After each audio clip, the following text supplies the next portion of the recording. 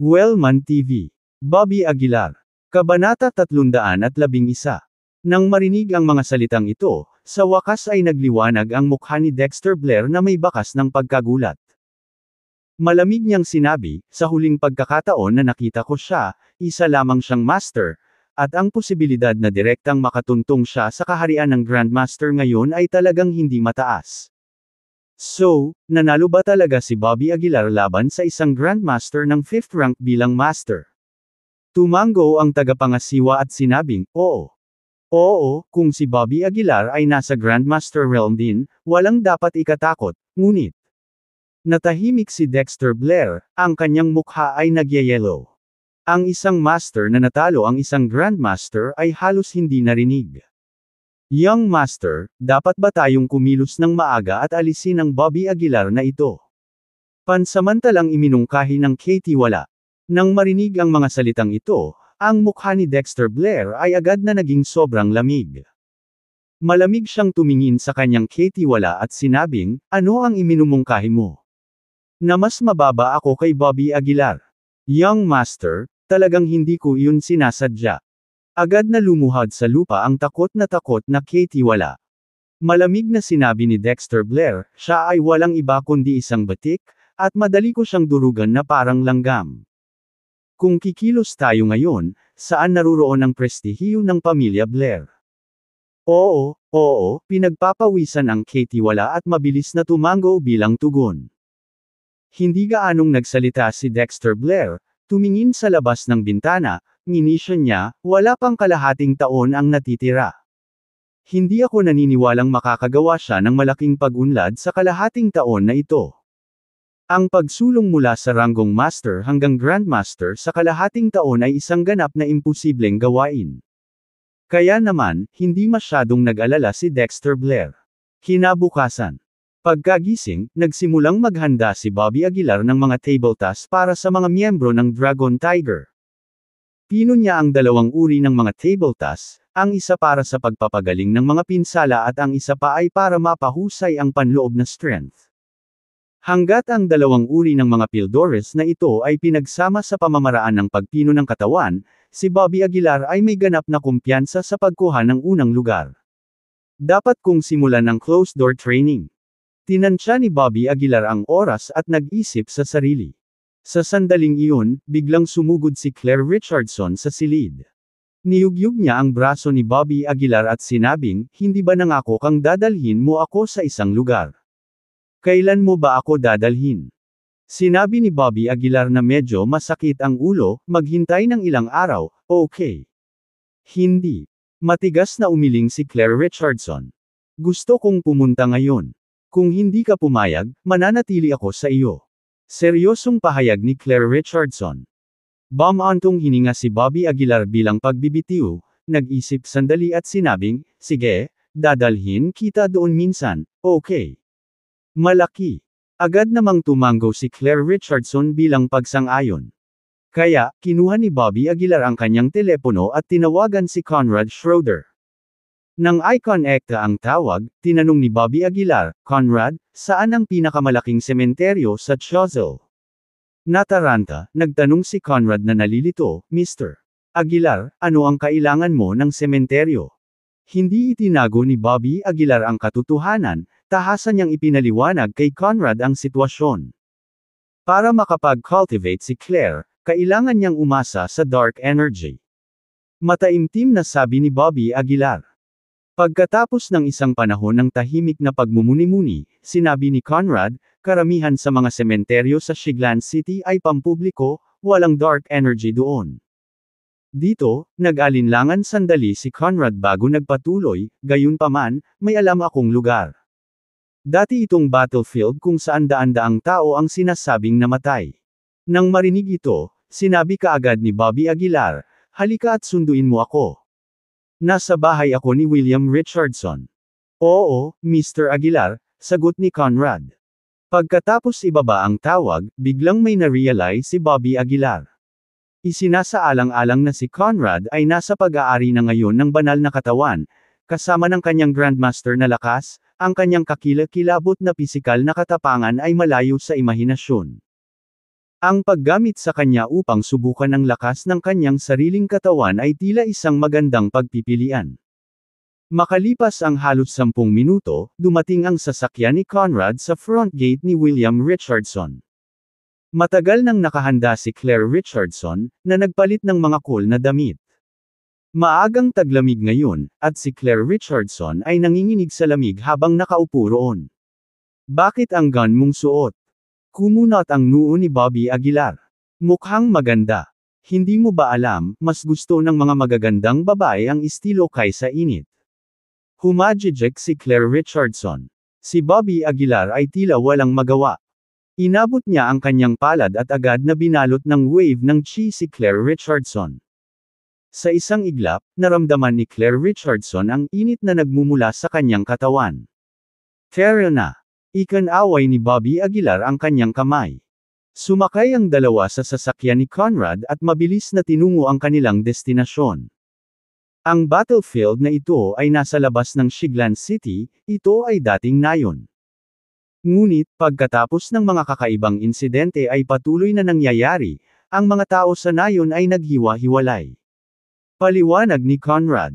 Tumango si Bobby Aguilar.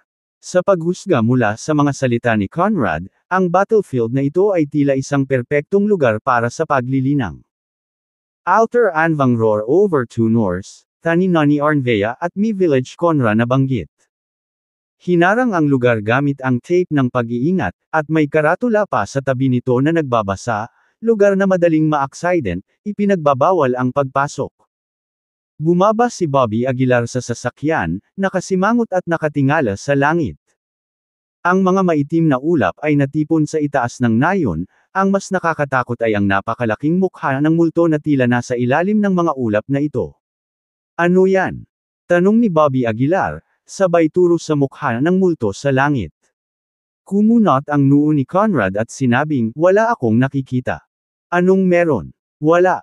Umiling si Bobby Aguilar. Tila ang mukha ng multo ay nakikita lamang ng kanyang mga mata. May kakaiba sa lugar na ito.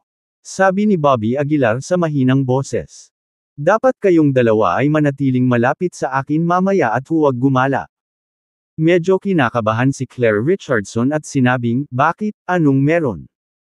Mukhang nakakatakot ang lugar na ito. Natatakot. Kung natatakot ka, dapat umuwi ka na. Sabi ni Bobby Aguilar. Hindi. Agad na hinawakan ni Claire Richardson ang braso ni Bobby Aguilar. Nang walang sinasabi pa, pinangunahan ni Bobby Aguilar ang dalawa sa tape ng pag-iingat at sa ngayon.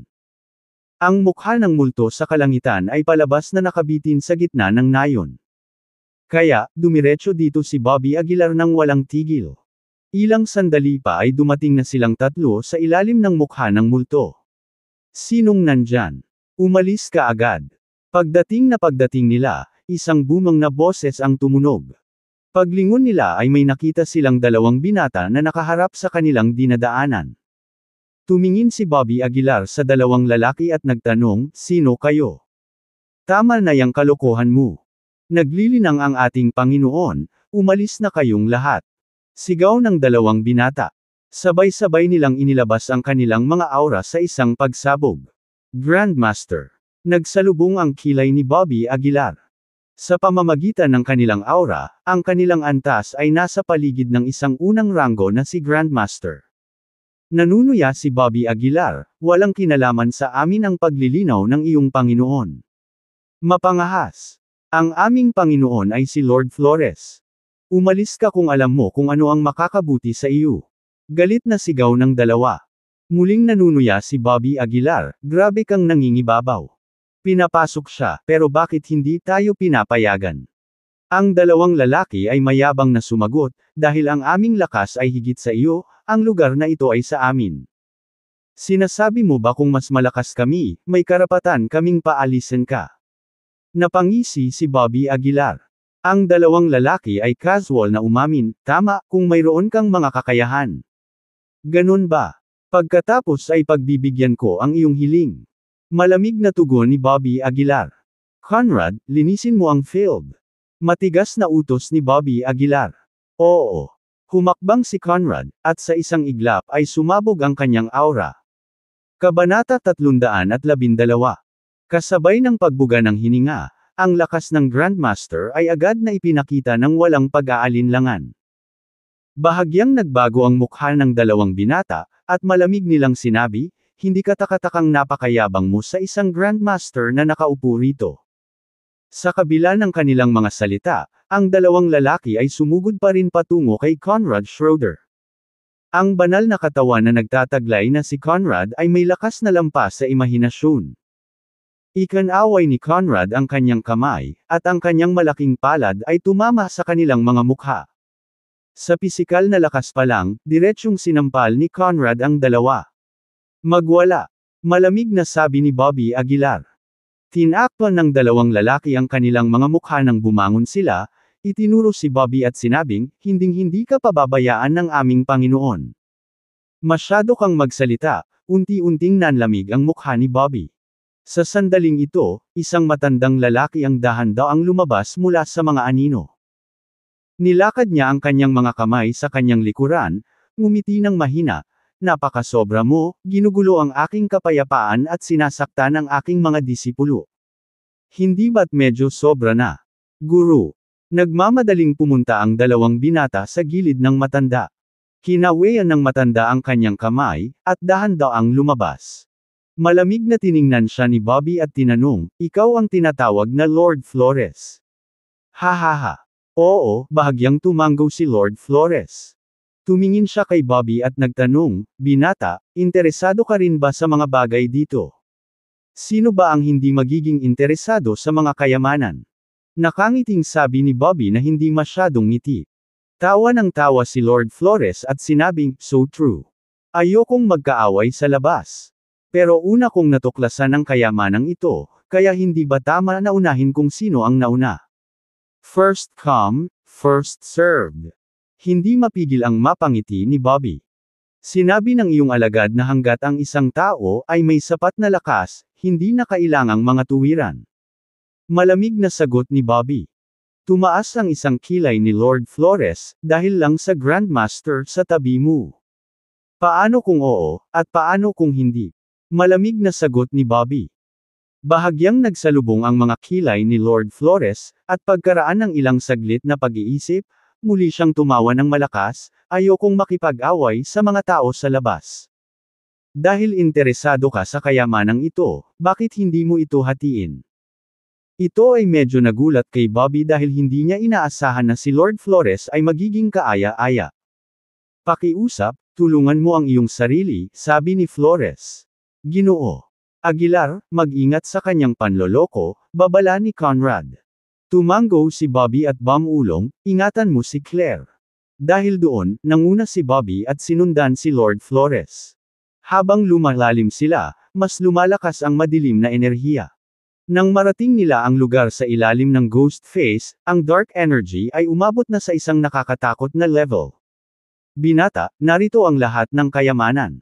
Maaari kang pumili para sa iyong sarili." Ikinaway ni Lord Flores ang kanyang kamay, at ilang mga kayamanan ang lumitaw sa kanyang harapan. May mga treasured swords, long blades, at armor. Kahit na ang mga sandata na ito ay hindi itinuturing na basura, tiyak na hindi ito matatawag na kayamanan. Kumunot ang noo ni Bobby at sinulyapan si Lord Flores, nanunuya sa kanyang puso. Ang mga tunay na kayamanan ay malamang na nakatago sa ilalim ng lupa.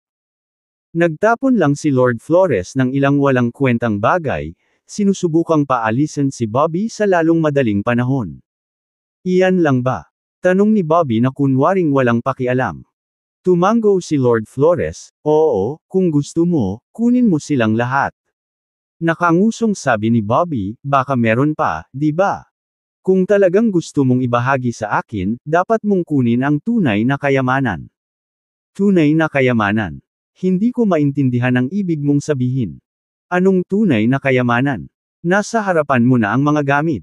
Nagkunwaring kamangmangan si Lord Flores at umiling. Napatapak si Bobby sa lupa at sinabing, "Dapat nakatago sa ilalim ng lupa, tama ba?" Nang marinig iyon, nagdilim ang mukha ni Lord Flores, at lalong nagsalubong ang kanyang mga kilay. "Ha! Bigla akong makahinga dito." Sa sandaling ito, si Claire Richardson, na nasa tabi, ay gulat na bulalas. Hinga. Bago pa makapagsalita si Bobby, malamig na bumaling kay Claire ang mga mata ni Lord Flores. Ito ay isang purong dark energy na katawan. Bakas sa mukha ni Lord Flores ang pagkagulat, na sinundan ng hindi maipaliwanag na kasakiman. Natural na naramdaman ni Claire ang matako na titig ni Flores at ibinaba ang kanyang mga kamao, sinabing, "Ano? Anong ginagawa mo? Sinasabi ko sa iyo, hindi ako ang taong pwede mong guluhin." Unti-unting nanlamig din ang mukha ni Bobby. Sa sandaling iyon, ikinaway ni Lord Flores ang kanyang kamay, at nawala ang mga sandata sa lupa. "Nagbago na ang isip ko," malungkot na sabi ni Flores. Humakbang si Conrad at sumigaw, "Anong ibig mong sabihin?" Ngumisi si Lord Flores, "Gusto kitang bigyan ng 2 kayamanan at paalisin ka, ngunit ngayon. Gusto kong patayin kayong lahat at alisin ang purong dark energy na katawan. Nililigawan mo si kamatayan." Kumulo ang galit ni Conrad, at agad siyang humakbang sa harapan ni Lord Flores. "Mas mabuting pag-isipan mong mabuti," malamig na babala ni Lord Flores. "Sa madilim na enerhiya sa lugar na ito na pinipigilan ang iyong inner strength, sa tingin mo ba ay kapareha mo pa rin ako?" Nakangiting sabi ni Lord Flores na hindi masyadong ngiti. Bahagyang nagbago ang mukha ni Conrad, at nagsalubong ang kanyang mga kilay. Malamig na ngumisi si Bobby, "Kaya pala niloko mo kami para pumunta dito." "Oo," pag-amin ni Lord Flores nang hindi itinatago. Tumayo siya habang nakatalikod ang kanyang mga kamay, walang pakialam na nagsasalita. "Kung kinuha mo lang ang mga bagay na iyon at umalis ng mas maaga, nailigtas ko sana ang iyong buhay. Pero dahil hindi mo alam kung ano ang makakabuti para sa iyo, papatayin ko kayong lahat sa tulong ng dark energy na ito. Sino ang mag-aakala na may purong dark energy body sa inyo? Tunay na tulong ito ni Heaven. Nililigawan mo si kamatayan." Agad na nagalit si Conrad, at sinuntok si Lord Flores. Kung wala ang kanyang inner strength, hindi sineseryoso ni Lord Flores si Conrad. Kaya naman, nagtaas lang ng kamay si Lord Flores at sinalubong ng suntok. Bang! Gayunpaman, nang salubungin ng kamao ang kanyang palad, biglang nagbago ang mukha ni Lord Flores. Ang nakakatakot na puwersang ito ay direktang binasag ang mga buto ng kamay ni Lord Flores. Ang lakas ng katawan. Hindi napigilan ni Lord Flores na baguhin ang kanyang ekspresyon. Bago pa siya makabawi ay muli na namang sumuntok si Conrad. Hindi nang ahas si Lord Flores na kunin ito sa pagkakataong ito at nagmamadaling umatras. Pagkatapos ay nakita nila si Lord Flores na ikinaway ang kanyang kamay, at ang madilim na enerhiya sa kalangitan ay biglang gumulong sa kanya. Sa isang iglap, 2 itim na bakal na kadena ang nagdikit sa kanyang kamay. Ang mga kadena na ito ay tila nagmula sa 9 Netherworld Hell, naglalabas ng lamig habang nakatutok ng diretso kay Conrad. Klang! Sa isang iglap, ang katawan ni Conrad ay agad na itinali ng mga tanikala na ito. Nahirapan si Conrad, ngunit nalaman niyang hindi siya makakawala. "Huwag kang mag-abala," sabi ni Lord Flores na may malabong ngiti. Galit na sigaw ni Conrad, "Bilasan mo ako." Ngunit hindi siya pinansin ni Flores. Sa halip, sinulyapan niya si Bobby at nakangiting sinabi, "Walang silbi ang bodyguard mo ngayon. Ibibigay mo ba siya sa akin ng masunurin, o papatayin kita?" Kabanata 313. Kinaikit ni Bobby Aguilar ang kanyang mga mata at sinabing, "Bakit hindi mo subukang hawakan siya?" "Oh." Napataas ang kilay ni Flores, "Kung ganoon ay bubusugan kita." Nang matapos siyang magsalita, naglakad si Flores patungo kay Claire Richardson na may malaswang ngiti. "Ikaw, anong gusto mong gawin?" Sinaman siya ng tingin ni Claire. Napangiti si Flores, "Huwag kang matakot, hindi kita sasaktan. Hanggat sumanib ka sa akin at palakasin ang aking lakas, bibigyan kita ng walang katapusang kayamanan at kaluwalhatian." Pagsamahin. Namutla agad ang mukha ni Claire. Napasulyap siya kay Flores, balat na puno ng mga siwang, maliliit na mata, at 2 balahibo ng ilong na lumalabas sa kanyang butas ng ilong. Og! Hindi na nakapagpigil si Claire at agad na samuka doon. Hindi nagalit si Flores, bahagya siyang ngumiti at sinabing, "Bata, ang pagtulong sa akin sa pagsasanay ay hindi makakasama sa iyo. Nang matapos siyang magsalita, iniunat ni Flores ang kanyang kamay para hawakan si Claire. Sa sandaling iyon, isang malaking paa ang mabangis na sumipa sa kanya. Ang sipa na ito ay direktang nagpalipad kay Flores. Ang lakas ng loob mong hawakan siya. Malamig na sabi ni Bobby Aguilar. Bumangon si Flores mula sa lupa, malamig ang mukha, isang grandmaster lang ang nang-ahas na kumilos ng ligaw sa harapan ko. Sa tingin ko hinahanap mo ang kamatayan. Sa sandaling nahulog ang kanyang mga salita, si Flores ay sumugod kay Bobby Aguilar. Nag-transform ang kanyang mga kamay sa mga kuko, mabangis na kumamo sa ulo ni Bobby Aguilar. Bitik. Gayunpaman, bago pa man mahawakan ng kamay ni Flores si Bobby Aguilar, diretso itong nabasag ng suntok. Nagalit ito kay Flores. Siya ay parehong galit at nahihiya. Nasugatan na niya ang kanyang pulso sa nakaraang pakikipaglaban kay Conrad Schroeder, at ngayon ay nabasag na ng suntok na ito ang kanyang palad. Dalawang eksperto sa pagpino ng katawan. Ang iyong pisikal na katawan ay napakalakas. Malamig na sabi ni Flores. Sayang lang at walang kwenta, masyadong mababa ang kaharian mo, not to mention you're under the influence of dark energy. Umungol si Flores at muli niyang ginamit ang kanyang lumang taktika, gamit ang kanyang mga kamay sa pagkondense ng mga kadena at pilit na inihampas ang mga ito kay Bobby Aguilar. Si Bobby Aguilar ay composed, ang kanyang mukha ay hindi nagpapakita ng kagalakan o kalungkutan, at walang pahiwatig ng emosyon. Pumunta ka sa impyerno. Galit na umungol si Flores. Palakpak. Ang mga kadena ay direktang nakabalot kay Bobby Aguilar. Makapal na kadena na mahigpit na nakagapos sa kanyang katawan. Munting bastard, papatayin kita ngayon. Ibinuka ni Flores ang kanyang palad, nahayag ang kanyang malapunyal na mga kuko. Sa sumunod na segundo, sumugod si Flores kay Bobby Aguilar. Ang kanyang mga kuko ay mabangis na tumusok patungo sa dibdib ni Bobby. Boom! Sa sandaling ito, isang nakakatakot na chi-jin ang lumabas mula sa katawan ni Bobby Aguilar. Ang mga kadena na nakagapos sa kanya ay direktang naputol. Ang mukha ni Flores ay nagbago ng husto, na sumisigaw, paano ito posible? Bigla siyang nakaramdam ng kaba, ngunit huli na para umatras. Damn thing! Malamig na sabi ni Bobby Aguilar. Ang kanyang kamao ay nababalot ng gininto ang kinang, at sa pamamagitan ng boom, walang awang niyang sinuntok. Bumangga ang napakalaking kamao sa mga kuko ni Flores. Hindi natatakot sa anumang matalas na talam, ang kanyang katawan ay kasing lakas ng bakal. Bitik. Hindi lang nabasag ng suntok na ito ang braso ni Flores, kundi natambo rin siya ng 12-dosenang metro ang layo. Ang katawan ni Bobby Aguilar ay napapaligiran ng gininto ang glow. Sa madilim na kapaligirang ito, medyo wala sa lugar. Paano ito posible, ikaw? Hindi ka talaga pinipigilan. Napakapangit ng mukha ni Flores. Sa pag-iisip nito, si Flores ay agad na nakakuha ng madilim na enerhiya, sinusubukang maglunsad ng isang desperadong pag-atake.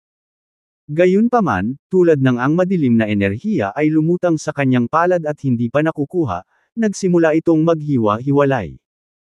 Ang lahat ng madilim na enerhiya, tulad ng isang bagyo, ay lumundag sa katawan ni Bobby Aguilar. Ikaw, nakaka-absorb ka rin talaga ng dark energy.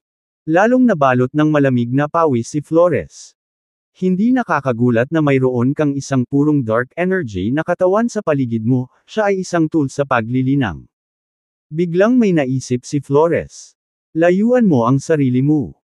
Agad na nagalit si Bobby Aguilar, itinaas ang kamay at diretsyong hinampas ang ulo ni Flores. Ang sampal na ito ay nabasag ang cheekbones ni Flores at matinding nasugatan ang kanyang ulo. Bumagsak si Flores sa lupa, parang walang buhay na katawan, dahan-daang kumikibot. Huwag mong isipin na ako ay kasing kasuklam-suklam mo. Malamig na sabi ni Bobby Aguilar. Sabi ni Flores sa takot, you, spare my life. May isang kayamanan na nakatago sa ilalim ng lupa, tiyak na nakakatulong ito sa iyo, maibibigay ko ito sa iyo. Ibigay mo sa akin. Akin na ito. Binuksan ni Bobby Aguilar ang kanyang bibig, na nagpapakita ng isang subo ng mapuputing ngipin. Sa susunod na segundo, ang Heaven Swallowing skill ay na-activate bilang tugon. Biglang nalanta ang katawan ni Flores, at sa isang iglap ay naging isang tuyong bangkay. Ang kanyang dalawang alagad, na sa di kalayuan, ay natakot na hanggang sa umihi, nakatayo sa malayo at nanginginig. Spare us, sabi ng dalawang lalaki sa nanginginig na boses. Hindi sila bibigyan ni Bobby Aguilar ng pagkakataon, at muling ginamit ang Heaven Swallowing skill para makuha ang inner strength ng dalawang lalaki. Matapos patayin ang tatlong lalaking ito, nawala ang mga tanikala sa paligid ni Conrad Schroeder, at unti-unting bumalik sa normal ang paligid. Tumingin si Bobby Aguilar kay Claire Richardson at sinabing, "Ayos ka lang ba?" Nasaksihan ng sarili niyang mga mata ang pagkamatay ng tatlong lalaki, imposibleng sabihing ayos lang siya. Bagamat sinabi ni Claire Richardson na ayos lang siya, puno pa rin ng pawis ang kanyang noo.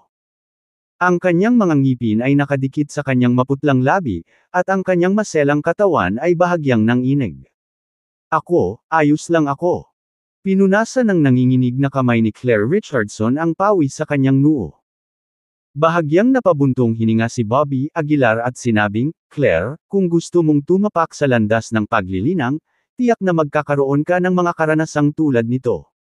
Kung hindi mo kaya, may oras ka pa. Kaya kung burahin ang alaalang ito para sa iyo." Tumingin si Bobby Aguilar kay Claire Richardson at same time na sinabi. Nang marinig ito, nagmamadaling umiling si Claire Richardson, pinunasan ang pawis sa kanyang noo, at sinabing, I won't, I can adapt. Mabuti, pagkatapos ay simulan ang iyong paglilinang ngayon gamit ang paraan na itinuro ko sa iyo. Si Bobby Aguilar ay parang istriktong guro.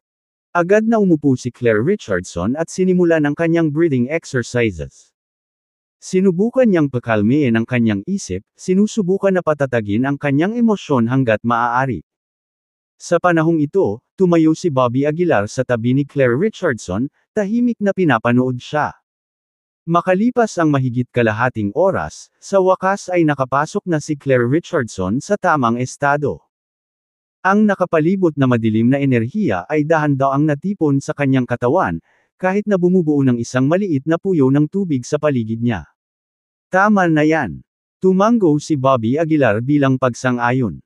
Dahil naging matatag na ang sitwasyon ni Claire Richardson, oras na parating na ni Bobby Aguilar kung anong kayamanan ang nakabaon sa ilalim ng lupa.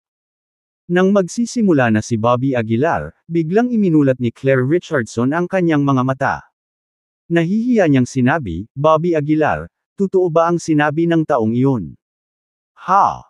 Natigilan si Bobby Aguilar, saglit na hindi nakareact. Bahagyang namula si Claire Richardson at sinabing, tungkol ito sa pagsasabi niya na ang pagsasama sa akin ay makakapagpalakas ng lakas, totoo ba iyon? Kumunot ang noo ni Bobby Aguilar at tumango, totoo. Kung gayon kung mag-asawa tayo, maaari rin ba nating pagbutihin ang ating lakas? Mahinang tanong ni Claire Richardson. Namula agad ang mukha ni Bobby Aguilar, at pinagalitan niya, "Ano ba yang pinagsasabi mo? Huwag kang mag-isip ng kalokohan."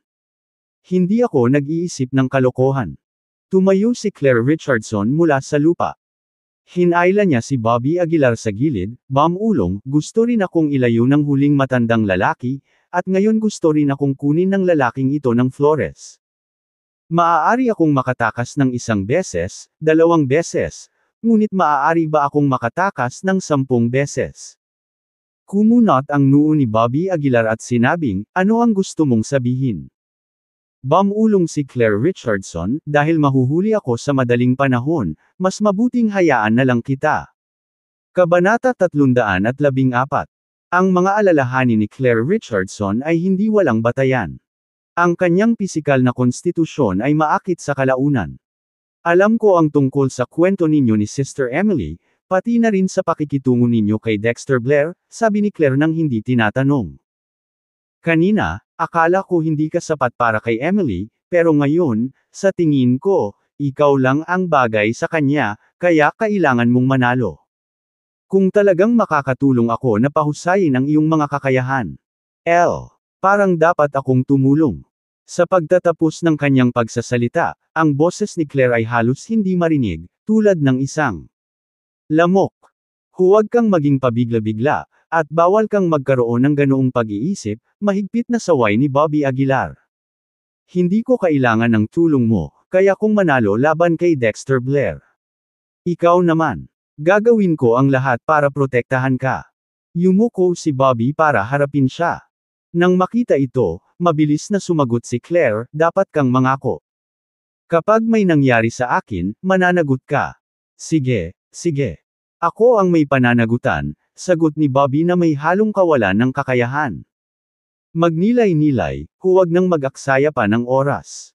Pumayag naman si Claire, naglakad pabalik sa dati niyang inuupuan. Sumulyap si Bobby kay Conrad Schroeder, at ang dalawa ay napunta sa ilalim ng multo na mukha. Nakatingala sa maltong mukha na namumuo sa langit, hindi maiwasan ni Bobby na mamangha. Ano ang nakabaon sa ilalim na maaaring mag-trigger ng gayong nakakatakot na pangitain? Ginoo Aguilar, ano ang kailangan mong gawin ko? Tanong ni Conrad.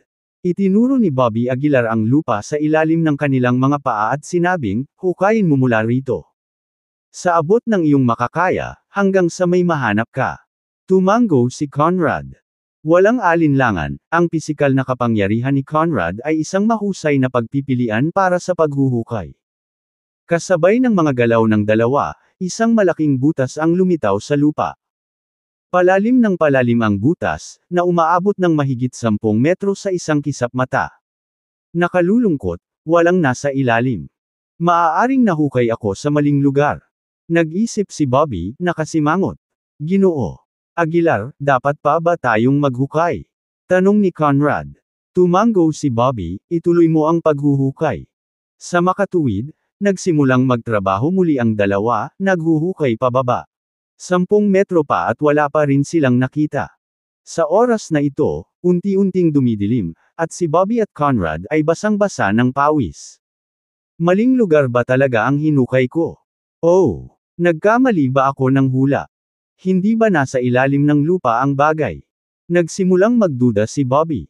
Sinubukan niyang maramdaman ang nakapalibot na madilim na enerhiya, ngunit natuklasan na ang madilim na enerhiya ay hindi nagmula sa ilalim ng lupa ngunit tila umaagos mula sa lahat ng direksyon. Dapat pa ba tayong maghukay? Sabi ni Conrad na humihingal. Masungit na nagsalita si Bobby Aguilar, wag na. Bumalik muna tayo sa taas. Si Conrad Schroeder ay sumunod, at ang dalawa ay umakyat sa butas na kanilang hinukay. Ginoo Aguilar, ano ang dapat nating gawin ngayon? Tanong ni Conrad. Nagmuni-muni si Bobby Aguilar bago sinabing, bumalik muna tayo. Bumalik ka. Sumuko ka na lang ng ganyan. Gulat na bulalas ni Conrad. Mapait na ngumiti si Bobby Aguilar, maaaring hindi tama ang pagsisikap na hulaan noong una. Kung hindi ko talaga mahanap, ibig sabihin hindi ito dapat sa akin. Nang makita ito, hindi na nagsalita pa si Conrad. Pagkaraan ay umalis na silang tatlo sa lugar. Sa mga sumunod na araw, inihanda ni Bobby Aguilar ang mga table tasks para sa Dragon Tiger team ng maaga at hiniling kay Edward Green na ihatid ang mga ito sa battle zone. Pagkatapos ay dinala ni Bobby Aguilar si Claire Richardson sa larangan ng digmaan araw-araw upang magsanay sa pag-iisa. Mabilis lumipas ang oras, at sa isang kisap mata, mahigit 20 araw na ang lumipas. May 3 araw na lang bago ang opisyal na kompetisyon.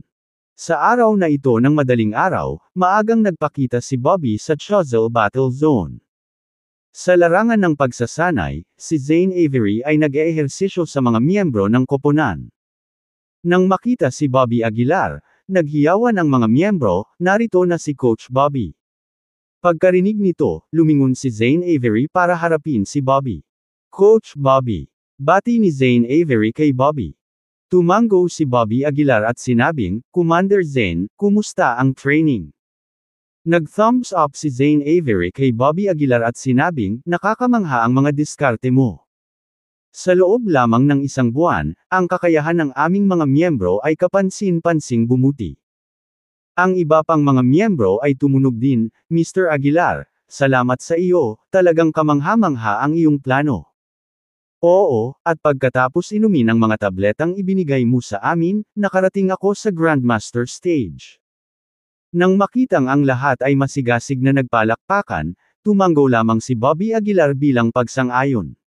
Sige, lahat, self-practice. Sigaw ni Zane Avery. Pagkatapos mag-order, ngumiti si Zane Avery kay Bobby Aguilar, Coach Bobby, punta tayo sa office. Nais kang makilala ni Commander Wood. Sige. Tumanggo si Bobby. Sinundan niya si Zane Avery patungo sa opisina.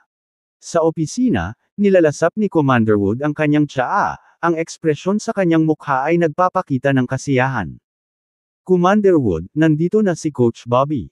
Sa sandaling iyon, itinulak ang pinto. Nang makita si Bobby Aguilar, agad na tumayo si Commander Wood para salubungin siya. Sa isang masayang ngiti, sinabi niya, Bobby, may pag-uusapan ako sa iyo. Umupo ka. Umupo si Bobby Aguilar na nakaharap kay Commander Wood, at agad na binuhusan ni Zane Avery ng tsaa si Bobby. Sa totoo lang, ang iyong plano ay labis na lumampas sa aking inaasahan. Nag-thumbs up si Commander Wood kay Bobby Aguilar. Tumawa si Bobby, basta gumagana. Ngayon, ano ang gusto mong pag-usapan, Commander Wood? Natahimik sandali si Commander Wood, pagkatapos ay nagsalita, bagaman ang iyong plano ay talagang pambihira. Hindi ako umaasa na mauna tayo. Kumunot ang noo ni Bobby at nagtanong, anong ibig mong sabihin? Bumantong hininga si Commander Wood, sapat na para makuha natin ang pangalawang pwesto. Commander Wood, wala ka bang tiwala sa koponan ng Dragon Tiger? Sabi ni Bobby na medyo naguguluhan. Hindi. Kumaway ng kamay si Commander Wood. Ang ibig kong sabihin ay hindi alintana kung maaari tayong manalo, hindi tayo dapat magsikap para sa unang lugar. Dahil dito ay naguguluhan si Bobby. Hindi niya napigil ang sabihin, Commander Wood, kung kaya nating makuha ang unang pwesto, bakit tayo magpapahuli sa pangalawa? Bobby, masyado ka pang bata. Ang kompetisyong ito ay hindi lamang tungkol sa mga kakayahan. Minsan, kailangan mong isaalang-alang ang mga personal na damdamin. Tapos, ang Capital City Battle Zone ay ang koponan ni Ignacio Burke. Sila ay naging kampyon sa loob ng maraming taon. Kung matalo sila, matutuwa kaya si Ignacio? Pag-isipan mong mabuti. Ang pamamaraang ito ay maaari ding maging kapaki-pakinabang sa iyo, ang mga puno na namumutla ay kadalasang pinuputol. Nang marinig ang mga salita ni Commander Wood, napangiti si Bobby, Commander Wood, naniniwala ako na hindi magiging maliit si Ignacio Burke. Kung ganoon nga ang ugali niya, hindi siya magiging idolo ng lahat ng manlalaban na ito. Bagamat totoo, hindi mo laging mahulaan kung ano ang mangyayari. Anyway, just do as I say, kumaway si Commander Wood. Natahimik sandali si Bobby Aguilar, pagkatapos ay tumanggo, sige, susundin ko ang mga hinihingi mo. Tumanggo si Commander Wood bilang pagsang-ayon, ngumiti, sige, pumunta ka na at maghanda sa ngayon. Kinabukasan ng umaga, pumunta kami sa Capital City. Sa pagbanggit sa Capital City, hindi napigilan ni Bobby na makaramdam ng labis na pananabik.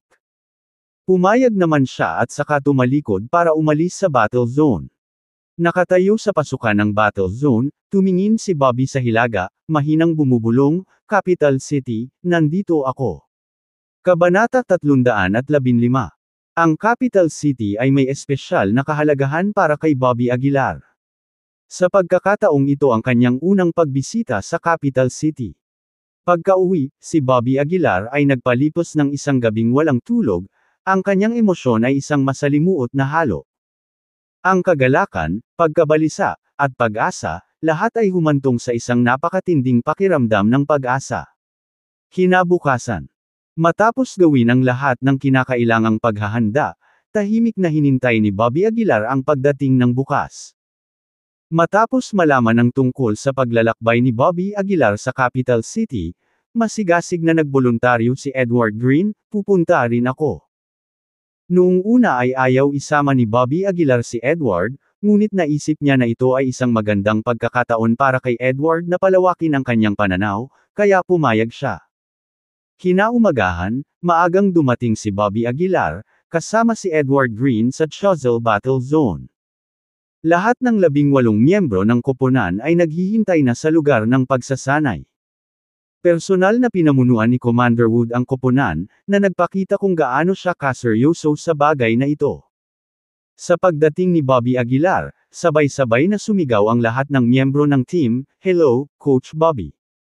Bahagyang tumango si Bobby Aguilar para kilalanin ang kanilang pagbati. "Bobby Aguilar, handa ka na ba?" Tanong ni Commander Wood.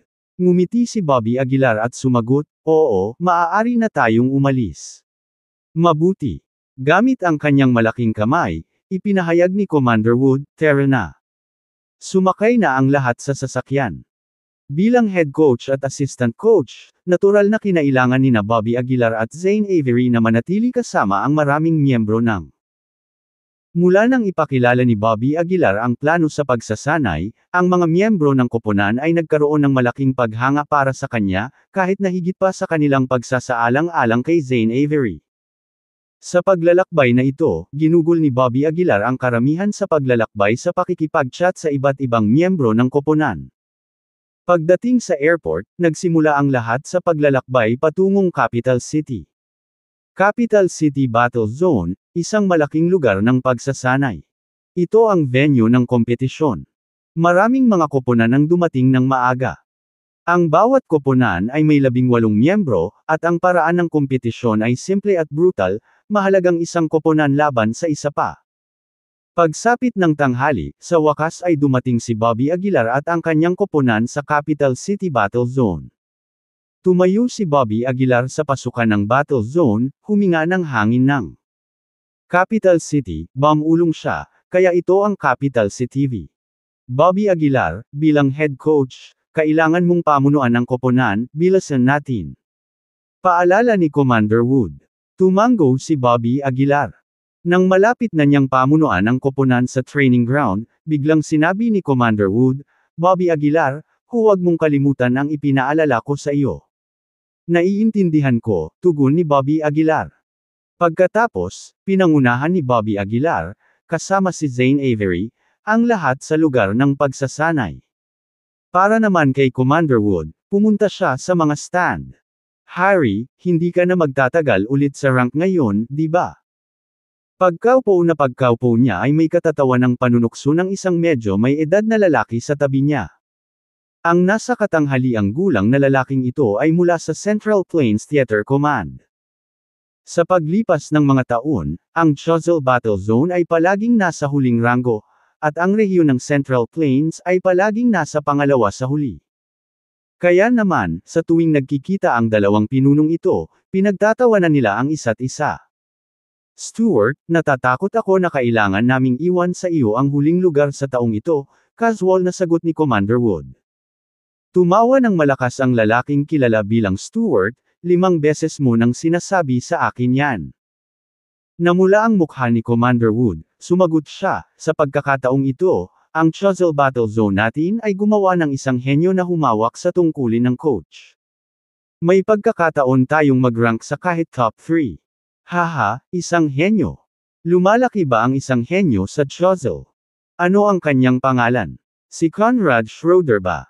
Tanong ni Stuart na may ngiti sa labi. Nagpakitang gilas si Commander Wood, malumanay siyang sumagot, "Ang pangalan niya. Si Bobby Aguilar, tinanggap bilang hari ng Choiseul." "Ang hari ng Choiseul? Wala akong narinig tungkol sa kanya." Nakangiting sagot ni Stuart.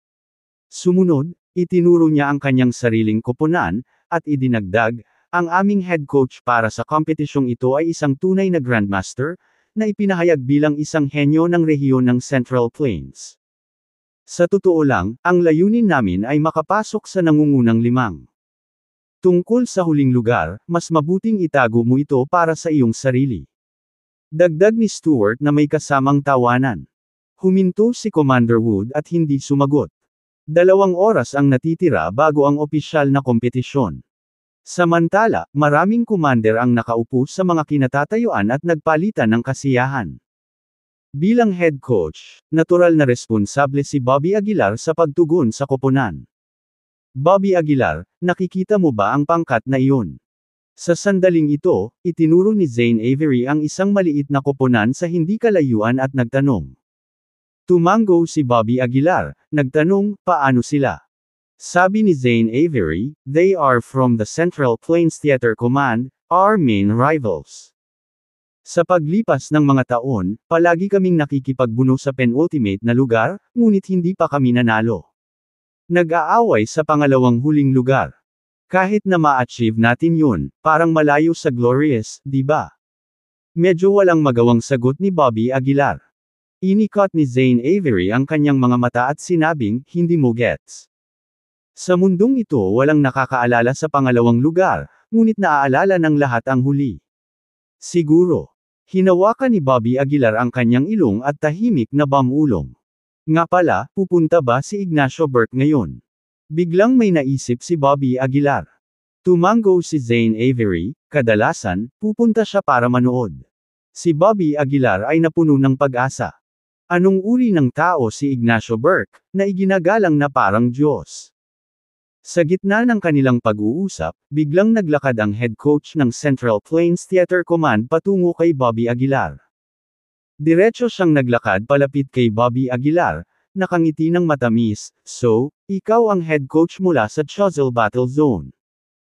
Tumango si Bobby Aguilar at magalang na sumagot, natutuwa ako na napakataas ng tingin ni Commander Wood sa akin, na hinahayaan akong mamuno sa team.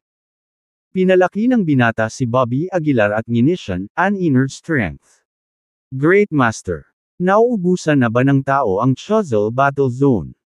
Tumugon si Bobby Aguilar na may bahagyang ngiti, sinabi ni Commander Wood na ang pakikitungo sa mga karakter na tulad mo, ang isang inner strength master na tulad ko ay sapat na. Nang marinig ito ng binata, hindi na napigilan ng binata ang kanyang malamig na tawa, ang yabang. Medyo karaniwan, sabi ni Bobby Aguilar. Hinusot-kusot ng binata ang kanyang mga mata at sinabing, ngunit kailangan kong ibalita sa iyo ang masamang balita. Nagdagdag kami ng dagdag na kaganapan sa kompetisyon ngayong taon. Bukod sa mga laban sa mga manlalaro, dapat ding lumahok ang mga head coach. Oh! Tumaas ang isang kilay ni Bobby Aguilar at ngumiti, nagulat talaga ako dito. Walang pakialam na tugon ng binata, mukhang hindi alam ng iyong Commander Wood. Ang pagkakaroon ng Inner Strength Master na nangunguna sa koponan, ang Choiseul Battle Zone ay tatagal muli sa taong ito. Napakunot ng noo si Bobby Aguilar, first time mo bang mamuno sa isang team? Tumango ang binata, oo, bakit? Napabuntong hininga si Bobby Aguilar, kung ganoon, malas ka. Ang Central Plains Theater Command ay pumangalawa sa huli para sa mga taon na ito, at para sa iyong debut, ibabalik mo ang huling lugar. Siguro hindi ka pakakawalan ng commander mo, ha? Ngumiti si Bobby Aguilar. Nanlamig ang mukha ng binata. Sana manatili ka bilang composed sa panahon ng kompetisyon, malamig na tugon ng binata. Matapos iwan ang mga salitang ito, tumalikod ang binata at naglakad palayo. Nang makalayo na siya, sinabi ni Zane Avery, ang binatang ito ay isang Grandmaster, ang pangalan niya ay Ralph Morris. Sumali siya sa Central Plains Theater Command 2 taon na ang nakalilipas. Mataas daw ang tingin nila sa kanya. Hindi ito pinansin ni Bobby Aguilar, matagal na niyang tinasa ang kakayahan ni Ralph Morris, halos isang Grandmaster ng 3rd rank. Para sa kasalukuyang Bobby Aguilar, ang isang Grandmaster ng 3rd rank ay hindi dapat alalahanin. Nandito na si Ignacio Burke. Sa sandaling ito, biglang itinuro ni Zane Avery ang grandstand sa harap nila at nag-anunsyo. Kabanata 316. Kasunod ng direksyon na itinuro ni Zane Avery, nakita ni Bobby Aguilar ang isang lalaki. Ang nasa katanghaliang gulang na lalaki ay nakatayong matangkad at may titig na tila kapansin-pansin na parang mga sulo. Walang ekspresyon sa kanyang mukha, ngunit naglabas siya ng nakakatakot na aura na nagpapahirap sa iba na tumingin sa kanya ng diretso. So si Ignacio Burke yun. Napabuntong hininga si Bobby Aguilar. Sinubukan ni Bobby Aguilar na malasahan ang kanyang kapangyarihan, ngunit si Ignacio Burke ay tila hindi masisira gaya ng isang sinaunang balon. Ang pagdating ni Ignacio Burke ay walang alinlangang pumukaw sa kapaligiran sa kasukdulan. Marami ang sumulong upang batiin si Ignacio Burke, na tumango bilang pagsang-ayon at pagkatapos ay tahimik na umupo. Si Ignacio Burke ang sukdulang layunin ng lahat ng mandirigma. Bulong ni Zane Avery, Ang tingin niya kay Ignacio Burke ay puno ng pagpipitagan. Sa katunayan, mayroong isang bagay na higit pa sa karaniwan tungkol sa ugali ni Ignacio Burke. Nakadama ito ng mapusok na pagnanasa sa mga tao na yumuko bilang paggalang. Sa pagdating ni Ignacio Burke, opisyal na nagsimula ang kompetisyon. 12-dosenang malalaking kanya ng umuungal sa langit, na sinundan ng mga talumpati mula sa iba't ibang opisyal. Sa kabuuan nito, nanatiling tahimik si Ignacio Burke, nakaupo sa kanyang pwesto. Pagkatapos ng mga talakayan sa mga matataas na pinuno, pansamantalang nagdagdag ng bagong kaganapan ang kompetisyong ito. Inihayag ng host. Bukod sa 18 miyembro ng koponan na kalahok, magiging bahagi din ng kompetisyon ang head coach. Ang huling resulta ay susuriin ng isang hurado. Kaagad pagkatapos ng anunsyo na ito, isang kaguluhan ang sumabog sa eksena. Ang pagdaragdag ng impromptu na kaganapang ito ay nagulat sa marami. Dahil maraming mga head coach ang mga bihasang tagapagsanay ngunit hindi naman malakas na manlalaban, ang kanilang pakikilahok ay maaaring humantong sa mga mapaminsalang resulta. Harry, baka may malubhang problema ang head coach mo. Tumawa si Stewart. Napabuntong hininga si Commander Wood. Si Bobby Aguilar ay isang kilalang henyo sa Choiseul. Ang kanyang mga nagawa, kapag nakalista, ay maaaring matakot sa iyo. Sa kanyang mga sinabi, si Stewart ay humagalpak ng tawa. Choiseul. Isang backwater na lugar. Anong achievement ang meron siya? I'm curious kung matatakot ako nito. Habang naka-poker face, sinabi ni Commander Wood, sa River North Region. Si Adonis Williams ay natalo ni Bobby Aguilar. At ang Adonis Williams na iyon ay isang Grandmaster ng 5th rank. Nang marinig ito, hindi napigilan ni Stewart na umiling at tumawa. Pakiusap, ang iyong pagmamayabang ay kailangang maging mas maaasahan. Isang inner strength master na tinatalo ang isang grandmaster ng 5th rank. Sa tingin mo ba talaga posible iyon? Kahit na ang matandang Commander Burke ay hindi magagawa iyon, tama ba? Napangisi si Stewart. Ungol ni Commander Wood, wala nang sinabi pa. Nabalitaan lang niya ang tungkol sa mga nagawa ni Bobby Aguilar, kaya kahit si Commander Wood mismo ay walang kompletong tiwala sa kanya. Ngayon opisyal nang nagsisimula ang kompetisyon. Ang unang round, Choiseul Battle Zone vs Central Plains Theater Command. Sigaw ng host. Ang eksena ay sumabog sa nakakabinging musika habang ang mga tao ng Central Plains Theater Command ay unti-unting lumipat sa gitna ng bakuran ng kompetisyon. Tumingin si Bobby Aguilar sa mga taong nakapaligid sa kanya, sumisigaw, ipaliwanag mo, hindi lang ang Central Plains Theater Command ang kalaban natin, kundi lahat ng iba pang battle zone. At ang aming layunin ay isa. Iyon ay upang maging una. Kahit na lumalaban tayo sa Capital City Battle Zone, gusto kong gawin mo ang lahat. Ipaglaban mo sila. Sa kanyang mga salita, mabilis na hinayla ni Zane Avery ang braso ni Bobby Aguilar. Mamulong, Bobby, hindi ba sinabi ni Commander Wood na ang layunin natin ay maging pangalawa? Hindi natin kayang makipaglaban sa Capital City Battle Zone. Discover new chapters on n0v.com. Binigyan ni Bobby Aguilar si Zane Avery ng isang sulyap, na nagsasabing, dahil ako ang nangunguna sa koponan, tinawag ko ang mga shot. Ikaw lang ang nagsabi niyan. Walang nakakaalala kung sino ang pumangalawa. Iniwan ang mga salitang ito, si Bobby Aguilar ay sumasenyas, lahat, ang pagkakasunod-sunod ay simple. Manalo, sa lahat ng paraan. Oo. Ang 18 miyembro ng Dragon Tiger Team ay nagtaas ng ulo at sabay-sabay na sumigaw. Sa gitna ng dumadagandong na musika, ang Dragon Tiger Team ay pare-parehong nagmarcha papunta sa gitna ng training field. At si Ralph Morris, lumipat siya sa tabi ni Bobby Aguilar. Naiinggit ako sa inyo, sabi ni Ralph Morris sa mahinang boses. Sumulyap si Bobby Aguilar sa kanya, nagtanong, ano ang dapat ikainggit? Ngumiti si Ralph Morris, naiinggit ako na uuwi na kayo sa lalong madaling panahon, habang dapat akong manatili dito, buntong hininga. Sabik na sabik kang bumalik. Ikalulugod kong paalisin ka sa lalong madaling panahon. Matamlay na sagot ni Bobby Aguilar. Napabuntong hininga si Ralph Morris, with a few lousy fighters. Duda ako na kaya mo itong bawiin. Bahagyang kumunat ang noo ni Bobby Aguilar. Siya conceived tiyak displeasure sa Ralph Morris's mga salita. Nang may sasabihin pa sana siya ay nagsimula na ang kompetisyon. Naganap ang labanan ng walang pagkaantala. Nakipag-away ang magkabilang panig sa training ground. Bang! Ang Dragon Tiger team ay lumaban na parang naka-steroid, bawat isa ay hindi kapani-pani walang magiting.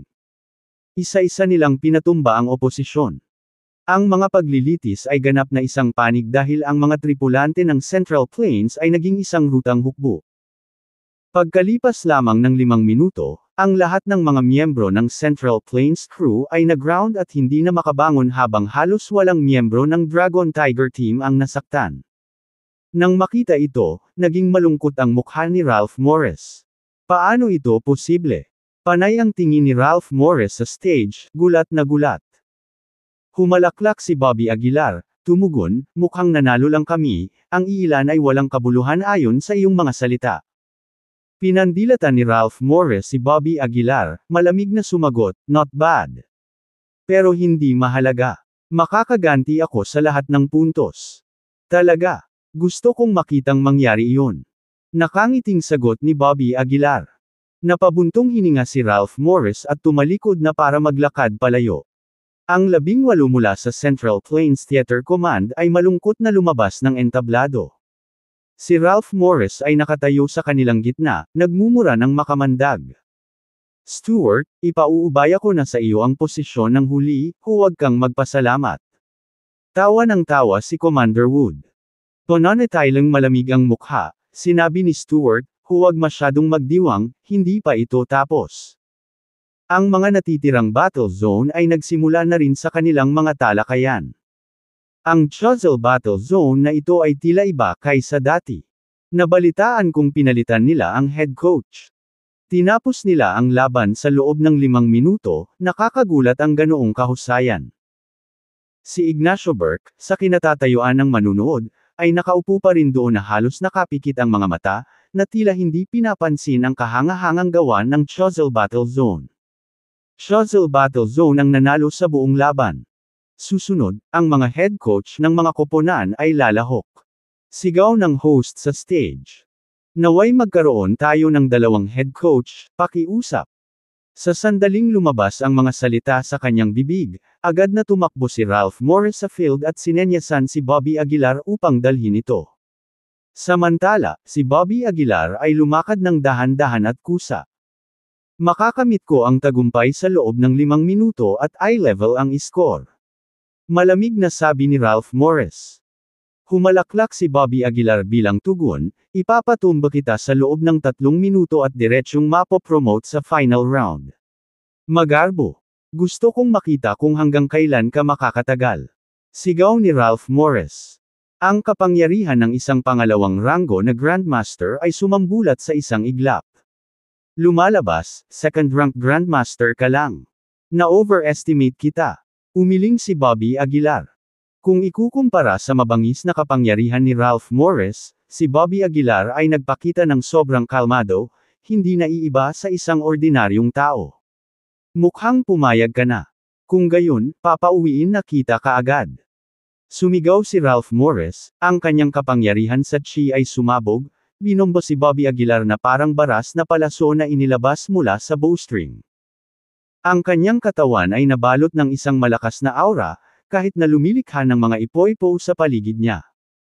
Samantala, itinaas lamang ni Bobby Aguilar ang kanyang kamao at kumilos upang salubungin ang pag-atake sa hindi pinapansing paraan. Kabanata 317. Ang suntok na ito ay tila simple at walang palamuti, hindi nagpapakita ng kakaibang katangian, puro pisikal na lakas.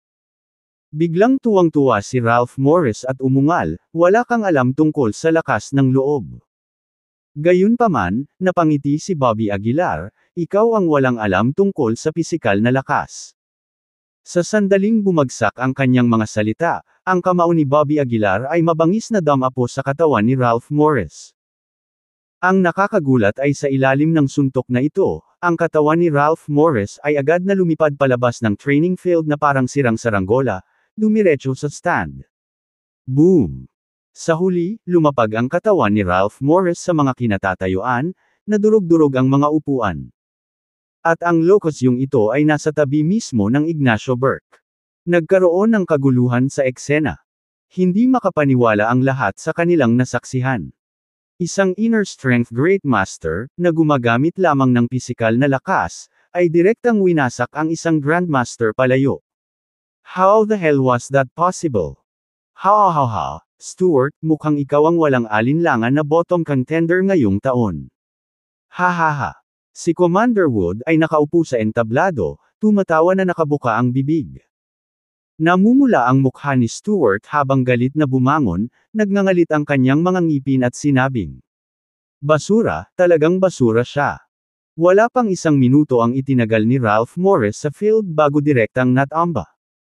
Sa ganitong paraan, malamang na mataas ang score sa Chozel Battle Zone. Ano ang background nitong Bobby Aguilar? Nakakatakot lang ang ganoong lakas. First, sinong mag-aakalang babalik ang Chozel Battle Zone ngayong taon? Napatingin ang lahat kay Bobby Aguilar, at si Ignacio Burke, na buong oras ay nakatikip ang kanyang mga mata, sa wakas ay dahan-daang binuksan ang mga ito. Tumingin siya sa direksyon ni Bobby Aguilar, hindi maarok ang kanyang malalim na tingin. Hindi rin umiwas si Bobby Aguilar, nakipagkita sa kanya. Nang magsalubong ang kanilang mga tingin, tila nanigas ang hangin. Sa huli, bahagyang yumuko si Bobby Aguilar kay Ignacio Burke at saka bumaba ng stage. Tapos na at nag-alikabok, humikab si Bobby Aguilar. Agad na nagtipon ang mga miyembro ng Dragon Tiger Team. Coach Aguilar, ang galing mo. Paano mo nagawa ang suntok na iyon? Ang hindi ka pani-pani walang lakas. Coach Aguilar, ikaw ang aming idolo. Habang bumubuhos ang mga tagay, isang bakas ng ngiti ang lumitaw sa mukha ni Bobby Aguilar.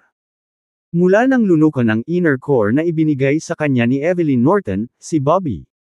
Si Aguilar ay nakakuha ng kakaibang lakas. Ang kakaibang lakas na ito ay perpektong sumanib sa pisikal na katawan ni Bobby Aguilar, na nagpakawala ng hindi maisip na kapangyarihan. Bobby Aguilar, magaling. Halika at maupo ka. Sa entablado, binigyan ni Commander Wood ng thumbs up si Bobby Aguilar. Dahan-daang naglakad si Bobby Aguilar at umupo sa tabi ni Commander Wood.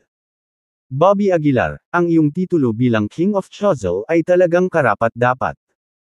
Tawa ng tawa si Commander Wood, nagniningning sa tuwa. Commander Wood, wala na dapat akong gagawin, di ba? Tanong ni Bobby Aguilar. Ngumiti si Commander Wood, hintayin mo na lang ang mga score. Basta mataas ang scores namin, diretso na kami sa finals. Sa madaling salita, direkta tayong kukuha ng pangalawang pwesto.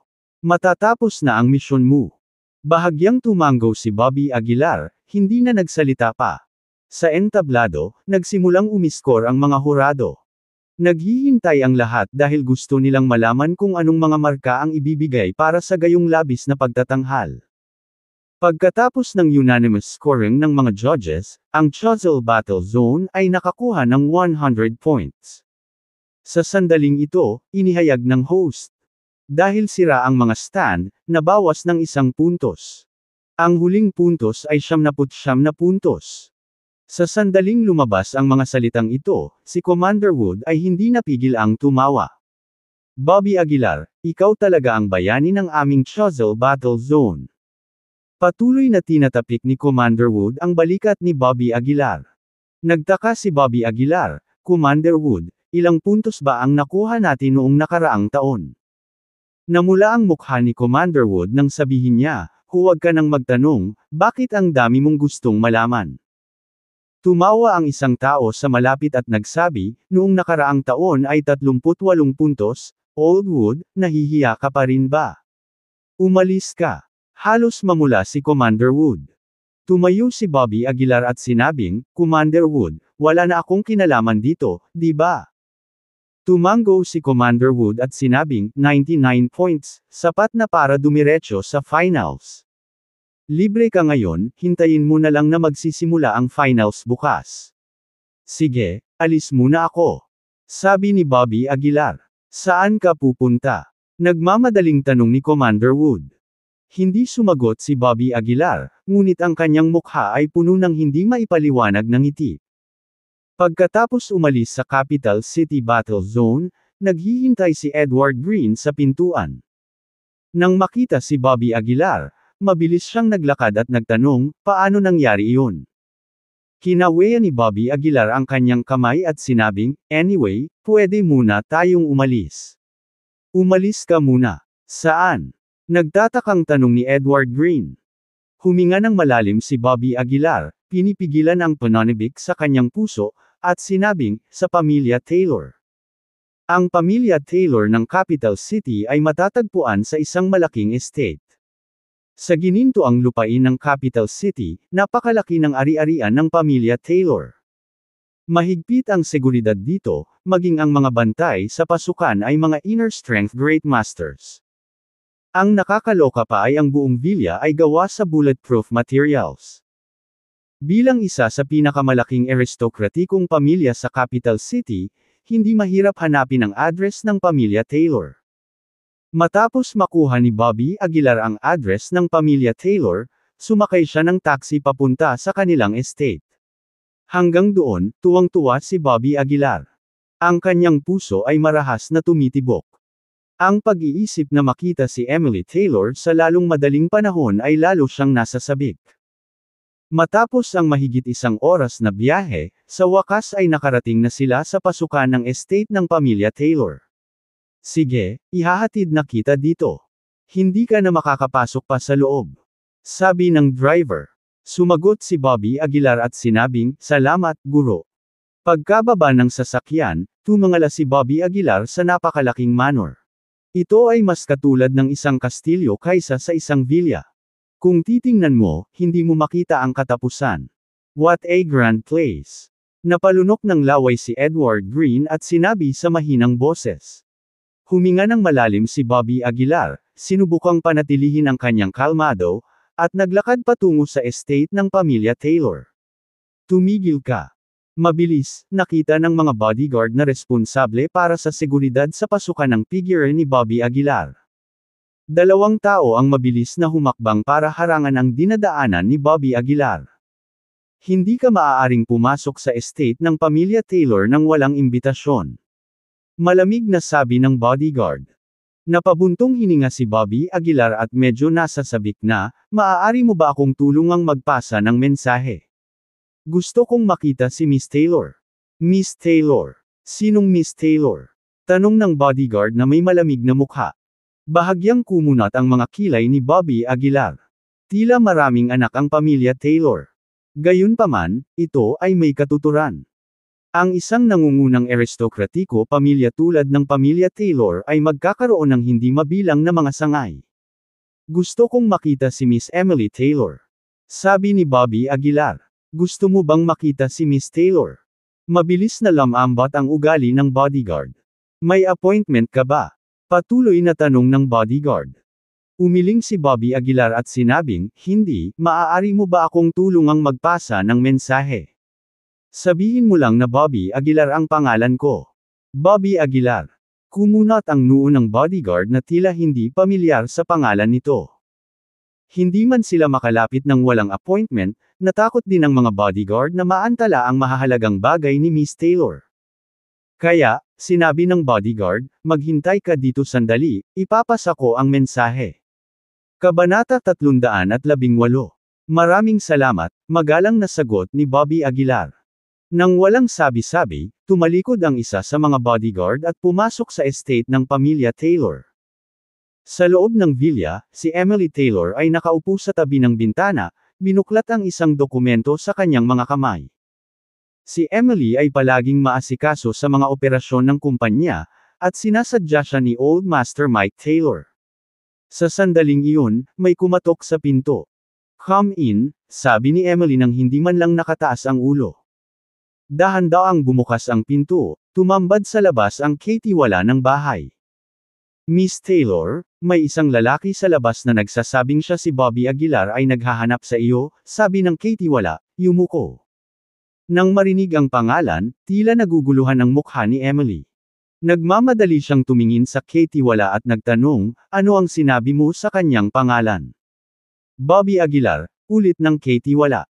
Nagmamadali, inihagis ni Emily ang dokumento sa kanyang mga kamay at lumiko upang tumakbo sa ibaba. Hindi niya akalain na pupunta si Bobby sa capital city para hanapin siya.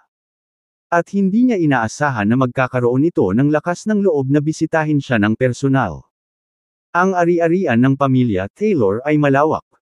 Sumakay ito ng kotse para makapunta sa villa hanggang sa main gate. Isang pulang sports car ang tumakbo sa estate. Ilang saglit lang ay umabot na sa tenga ni Bobby ang tunog ng mga hiyawan ng preno. Tumangala si Bobby, matamang nakatingin sa direksyon ng pasukan. Kumakabog ang puso niya sa kaba, parang lalabas na ito sa dibdib niya. Dahan-daang bumukas ang malaking gate, at isang magandang dalaga ang bumungad sa pasukan. Ang kanyang mahaba at itim na buhok ay nakasabit ng maluwag sa kanyang mga balikat, at ang kanyang malarosas at hugis almond na mukha ay kumikinang ng maliwanag. With a graceful and charming figure, napabuntong hininga na lang siya kay Bobby. Lumibot ang mga mata niya sa paligid at mabilis na nakita si Bobby sa crowd. Agad na puno ng ngiti ang mukha ni Emily. Mabilis siyang lumapit kay Bobby, halos hindi makapaniwala sa katotohanang nakikita niya. Narito ka kaagad. Tanong ni Emily sa kanyang tiptoes, bahagyang tinapik ang ulo ni Bobby. Hinalma ni Bobby ang sarili at pinilit na ibalik ang kanyang pananabik, ngumiti, hindi na ako makapaghintay pa. Magiliw na ngumiti si Emily, narinig ko ang tungkol sa iyong mga tagumpay, King of Choiseul, at talagang kahanga-hanga ka. Napuno ng halo-halong emosyon si Bobby. Hindi niya inaasahan na sinusundan ng mahigpit ni Emily ang bawat kilos niya. Emily, I missed you so much, sabi ni Bobby, hindi mapigilan ang kanyang emosyon. Sa ilalim ng maliwanag na kalangitan, matapang niyang niyakap si Emily. Dito, sa mismong pasukan sa ari-arian ng pamilya Taylor, ang bawat paggalaw ay binabantayan. Kahit sa ganitong sitwasyon, hinawakan ni Bobby si Emily. Medyo natulala si Emily saglit, pero mabilis siyang tumawa at ipinatong ang braso niya sa balikat ni Bobby. Natulala ang mga bodyguard sa loob ng estate. Galit pa ngang sinabi ng isa sa kanila, itong munting bastard, how dare he lay his hands on Miss Taylor. Napaka-scam niya. Ibinaon ni Bobby ang mukha sa mahabang buhok ni Emily. Napasinghap si Bobby sa amoy na umaalingaw mula sa kanyang katawan. Matapos siyang hawakan ng ilang oras, nag-aatubili niyang pinakawalan si Emily. Sana mahawakan kita ng ganito magpakailanman, sabi ni Bobby, na mukhang infatuated. Namula si Emily at mapaglarong pinagalitan, behave yourself. Sa puntong ito, biglang sinabi ni Emily, ang pagbisita mo ngayon. Hindi lang para makita ako, di ba? Umiling si Bobby at sinabing, nandito ako sa Choiseul Battle Zone para lumahok sa isang kompetisyon. Isang paligsahan. Ang taunang Battle Zone Competition. Tanong ni Emily na medyo nagulat. Masiglang tumanggaw si Bobby, na nagsasabing, noon pa man ay gusto kong pumunta sa capital city para makita ka, ngunit natatakot ako na magdudulot ito ng problema sa iyo. Ang tanga mo, dapat mag-alala ka sa sarili mo, natatawang sabi ni Emily. Huminga ng malalim si Bobby at sinabing, hanggat makakasama kita, hindi ako natatakot sa anuman. Ahem, well, kung walang kinalaman sa akin, mauuna na ako at aalis muna, bulong ni Edward Green. Sa kasamaang palad, kapwa sina Bobby at Emily ay nalubog sa kanilang sariling mundo, hindi pinapansin si Edward. Si Edward, feeling snubbed, pasimpleng tumalikod at umalis. Sa puntong ito, biglang nagtanong si Emily, gusto mo bang bisitahin ang pamilya Taylor? Nagulat si Bobby at nagtanong, pwede ba? Siyempre, basta't hindi ka matatakot, tumawa si Emily. Huminga ng malalim si Bobby at sinabing, siyempre hindi ako natatakot. Darating din ang araw na iyon sa lalong madaling panahon. Tungkol sa sitwasyon sa pamilya Taylor, alam ni Bobby ang isa o dalawang bagay tungkol dito. Ang buong pamilya ay tila hindi natitinag, ngunit sa katotohanan, ito ay bali sa loob. Ito ay pinagsama-sama lamang ng malakas na kontrol ni Old Master Mike Taylor. Mula nang marinig ni Bobby ang balita, labis siyang na-curious tungkol sa pamilya Taylor. Hindi para sa anumang iba pang dahilan, ngunit para lamang sa kanyang pag-aalala para sa kaligtasan ni Emily. "Then follow me," sabi ni Emily. Hinayla ang kamay ni Bobby. "Sige." Mariing tumanggo si Bobby at inayos ang estado ng kanyang pag-iisip. Sinundan niya si Emily sa estate ng pamilya Taylor. Ang ekspresyon ng dalawang bodyguard na nagbabantay sa entrance ay medyo hindi natural, at ang tingin na ibinigay nila kay Bobby ay kahit na malabo na pag-alit. Para sa kanila, si Emily ay isang hindi mahahawakang pag-iral. Ngunit ngayon, may isang tila walang muwang na estranghero, walang pakundanggan na humawak sa kamay ni Emily, at mahirap para sa kanila na tanggapin. "Sumakay ka sa kotse," sabi ni Emily, na naglalakad sa harap ng kotse. Binuksan ni Bobby ang pinto ng kotse at pumasok. Dahan-daang umandar ang sasakyan patungo sa villa ng pamilya Taylor. "Mukhang lumaki ka ng husto," pagmamasid ni Emily, na nakatingin kay Bobby. Seryosong sagot ni Bobby, "Kung hindi ako lalago, paano ako magiging karapat-dapat na pakasalan ka?" Ang isang pangungusap na ito ay bahagyang namula si Emily.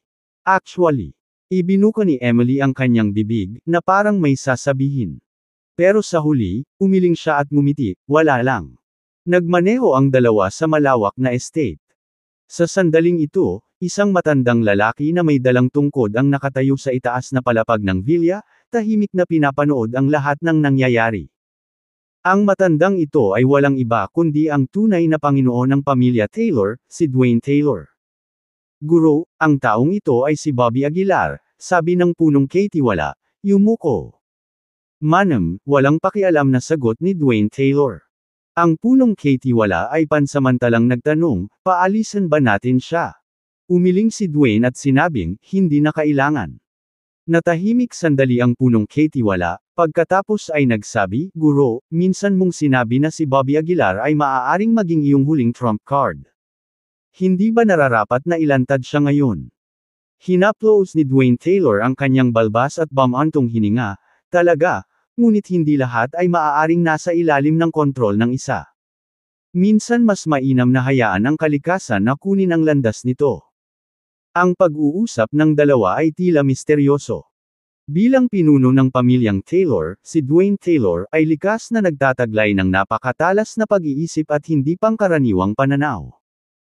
Inaasahan na niya ang hinaharap na pagkawatak-watik ng pamilya Taylor at maging ang mapanganib na sitwasyon ng kanyang apo na si Emily pagkatapos ng kanyang kamatayan.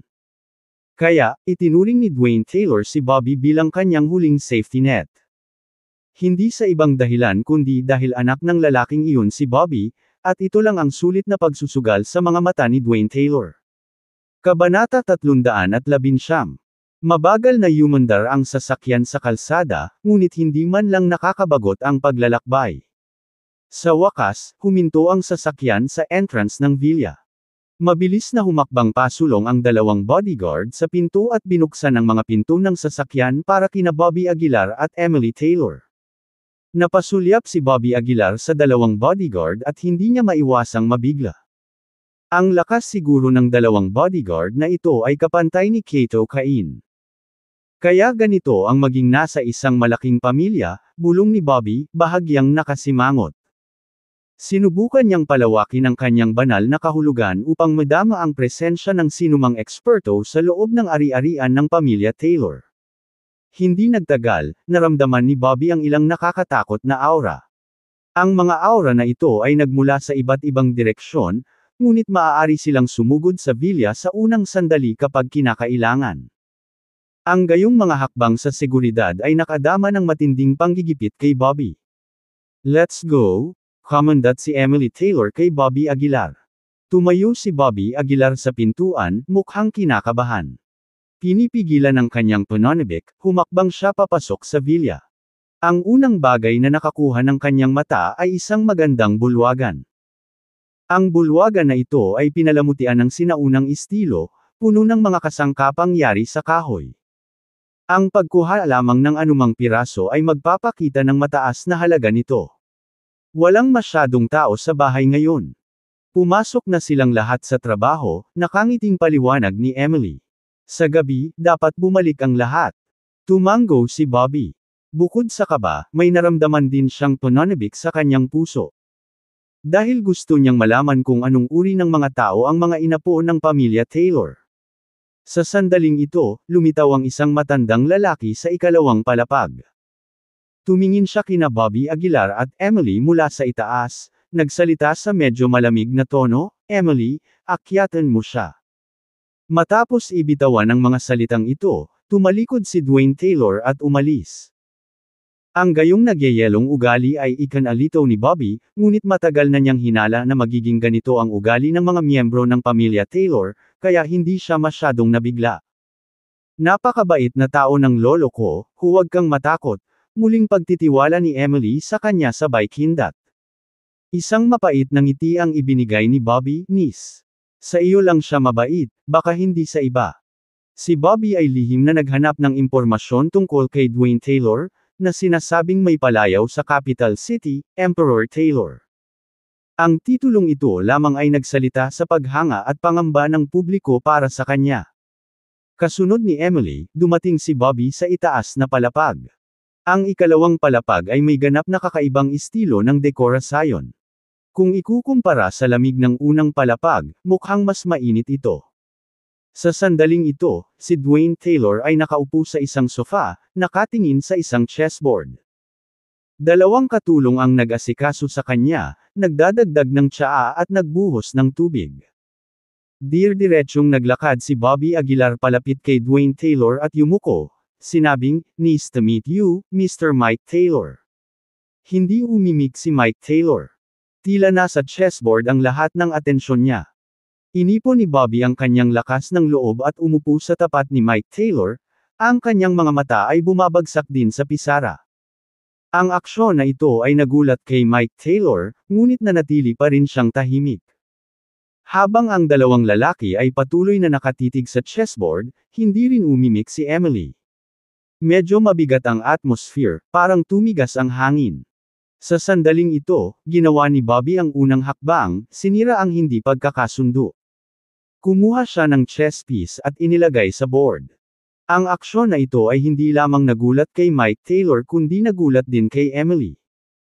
Ang Bobby na nauna sa kanya ay siya ring Bobby na naging mahiyain at pinigilan, 6 na buwan na ang nakalipas. Lalong natakot ang mga katulong sa malapit. Sa puntong ito, sa wakas ay tumangala si Dwayne Taylor kay Bobby. Bagamat malamig ang kanyang mukha, may bahid ng ginhawa sa kanyang puso, ang batang ito, talagang may lakas ng loob. Dahan-daang itinaas ni Dwayne Taylor ang kanyang kamay at kinuha rin ang isang piraso ng chess at inilapag ito. Hinaplos ni Bobby Aguilar ang kanyang baba, tinitigan ang chessboard ng matagal bago muling itinaas ang isang piraso at inilapag ito. Walang inaasahan na ang kanilang unang pagtatagpo ay sa anyo ng isang larong chess. Ang laro ay tumagal ng isang buong oras. Lalong nasa sabik si Dwayne Taylor habang naglalaro, halos lubusang nalubog sa laro. Na-corner ng mga piraso ni Dwayne Taylor si Bobby Aguilar, na iniwang wala siyang mapaglagyan ng susunod niyang galaw. Ang pagkakaiba ng husay ng dalawa ay parang gabi at araw. Sa huli, nakuha ni Dwayne Taylor ang tagumpay sa isang piraso. Hahaha. Hindi napigilan ni Dwayne Taylor na haplosan ang kanyang balbas at tumawa ng malakas. Napabuntong hininga si Bobby Aguilar, "Mr. Taylor, ang iyong mga kasanayan sa chess ay talagang hindi nagkakamali." Unknowingly, ang distansya sa pagitan ng dalawa ay tila nagsara ng malaki. Maging si Emily Taylor ay tahimik na sumang-ayon sa sitwasyong ito. Gayunpaman, sa sandaling ito, muling naging malamig ang mukha ni Dwayne Taylor. Halos hindi maipakita ng kanyang mukha ang anumang emosyon. Ang kanyang kahanga-hangang kilos na walang galit ay naglabas ng matinding panggigipit. Ang ugali ng isang superior ay walang alinlangan na ipinakita sa sandaling ito. Magiging kasinungalingan ang sabihing hindi siya kinakabahan, ngunit si Bobby Aguilar ay hindi nagpakita ng anumang intensyon na umatras. Itinaas niya ang kanyang ulo upang harapin ng diretsyo si Mr. Taylor, ang kanyang mga mata ay hindi mapagpakumbaba o mayabang, ni masaya o malungkot. Malamig na tiningnan ni Mr. Taylor si Bobby Aguilar at hinaplos ang kanyang balbas, "Anong mga kwalifikasyon ang mayroon ka para pakasalan ang apo ko?" Magalang na sinagot ni Bobby Aguilar, "Dahil mahal ko siya, at mahal niya ako." Napangisi si Mr. Taylor, "Love. Magkano ang pag-ibig? Alam mo ba kung gaano karaming tao sa capital city ang tumutudya sa aking apo? Kapag pamilya man o kayamanan, alin sa kanila ang hindi mas malakas kaysa sa iyo?" Mahinahong nagsalita si Bobby Aguilar, "Tama ka, wala akong pamilya, walang yaman, at kung ikukumpara sa pamilya Taylor, wala talaga akong bentahe. Pero sa ngayon lang yan. Sino ang makakatiyak sa hinaharap?" Nanunuya si G. Taylor, ang kinabukasan, ito ay nangangailangan ng ilang henerasyon upang ang isang maharlikang pamilya ay hamina, at nangangailangan din ng ilang henerasyon para bumangon ng isa. Kung wala sa iyong pangalan, ano ang maiaalok mo tungkol sa hinaharap? Ang mga argumento ni G. Taylor ay makatwiran at hindi masasagot. Ngunit si Bobby Aguilar ay hindi nagpakita ng anumang senyales ng gulat.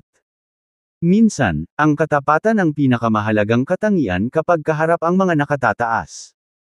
Tumingin si Bobby Aguilar kay Emily Taylor, ang kanyang mga mata ay puno ng hindi maipaliwanag na pagmamahal.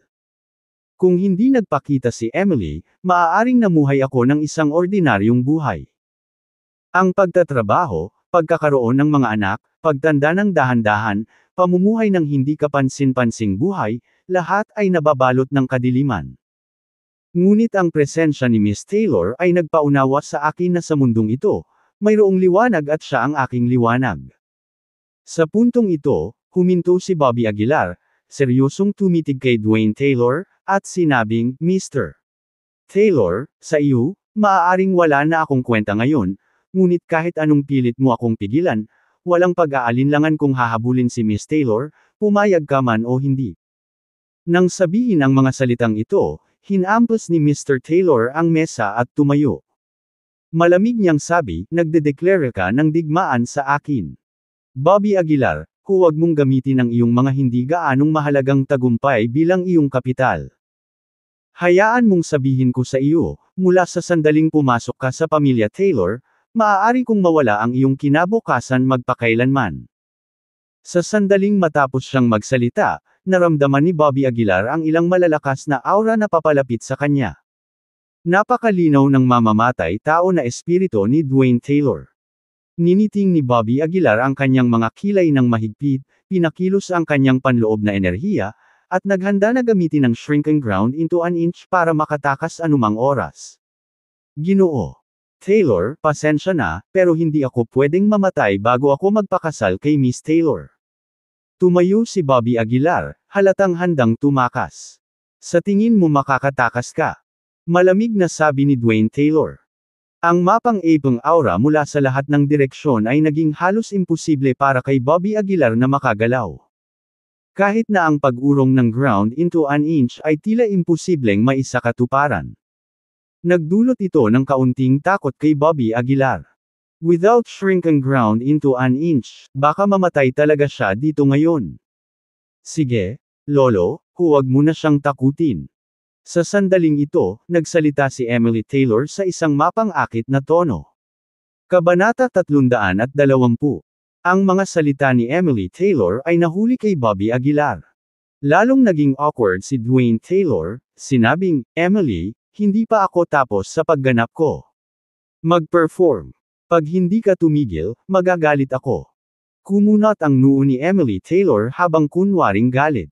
Napangiti na lang ng pilit si Dwayne Taylor.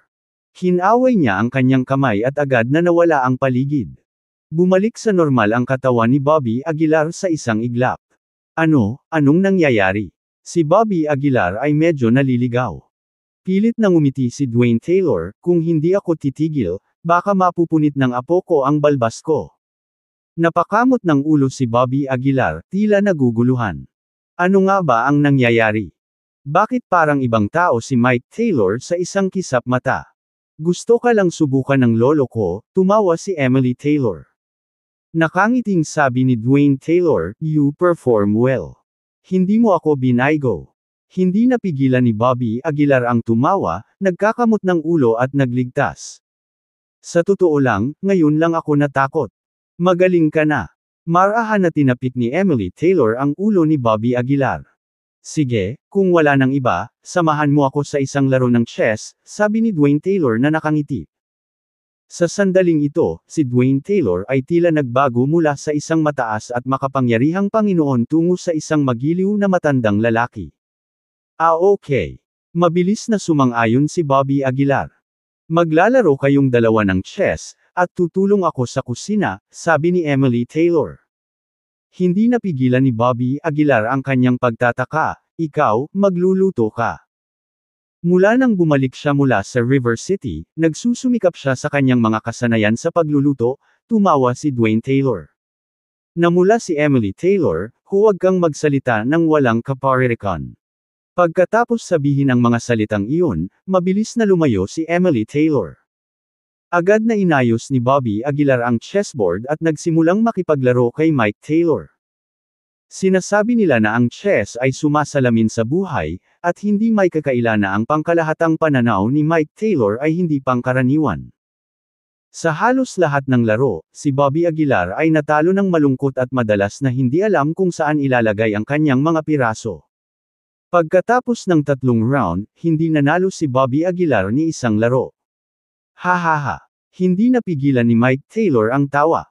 He said somewhat spoggily, Bobby Aguilar, kulang ang chess skills mo. Hindi ka tugma sa akin. Nang makita ang nakakatawang ekspresyon ni Mike Taylor, hindi napigilan ni Bobby Aguilar ang mapangiti. Nagsimula pa siyang magduda kung totoo o hindi ang mga alamat tungkol kay Mike Taylor sa Capital City. Ubo. Sa sandaling iyon, biglang umubo ng marahas si Mike Taylor. Ilang patak ng dugo ang lumitaw sa kanyang palad pagkatapos ng pag-ubo. Agad na nagbago ang mukha ni Bobby Aguilar, at nagmadali siyang nagtanong, Mike Taylor, okay ka lang ba? Ikinaway ni Mike Taylor ang kanyang kamay at sinabing, ano ang maaaring mangyari sa akin? Normal lang na magkaroon ka ng maliliit na sakit kapag matanda ka na. Maliit na sakit. Si Bobby Aguilar ay hindi masyadong maasahin sa mabuti. Hindi niya maiwasang isipin ang sinabi sa kanya ni Dexter Blair.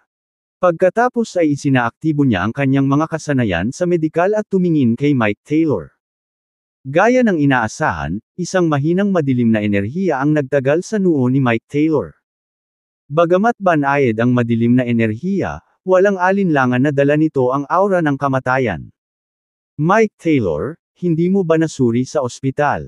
Tanong ni Bobby Aguilar na may bahid ng pag-aalala sa boses.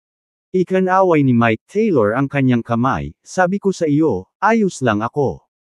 Habang walang pakialam na sinabi ito ni Mike Taylor, mas nabalisa si Bobby Aguilar.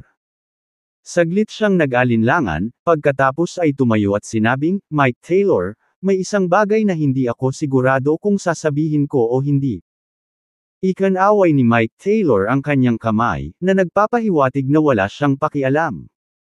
Mataimtim na sinabi ni Bobby Aguilar, Mike Taylor, dapat kang magpatingin sa ospital. Minsan sinabi sa akin ni Dexter Blair, sabi niya. Ano ang sinabi niya? Nakangiting tanong ni Mike Taylor. Hindi alam ni Bobby Aguilar kung paano magsisimula at nakatayo doon na parang walang magawa. Sinabi niya na wala akong 1 taon upang mabuhay, tama ba? Sabi ni Mike Taylor na may mahinang ngiti. Nagulat si Bobby Aguilar at pinilit na ngumiti, alam mo.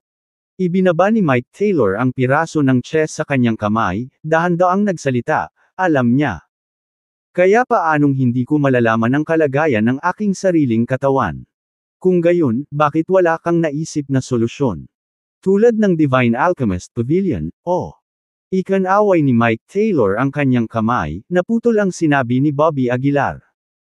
Showing a hint of pride, he said, may mga bagay na hindi makokontrol, gaya ng buhay at kamatayan. Medyo madilim ang mukha ni Bobby Aguilar, at hindi niya maintindihan. Bakit hindi pumunta si Mike Taylor sa Divine Alchemist Pavilion, na nagsasabing nakakapagpagaling ng anumang sakit? O marahil, maaari ring subukan ni Bobby Aguilar na gamutin ang sakit ni Mike Taylor sa kanyang sarili. Huwag na nating pag-usapan ito. Ibahin natin ang usapan, sabi ni Mike Taylor.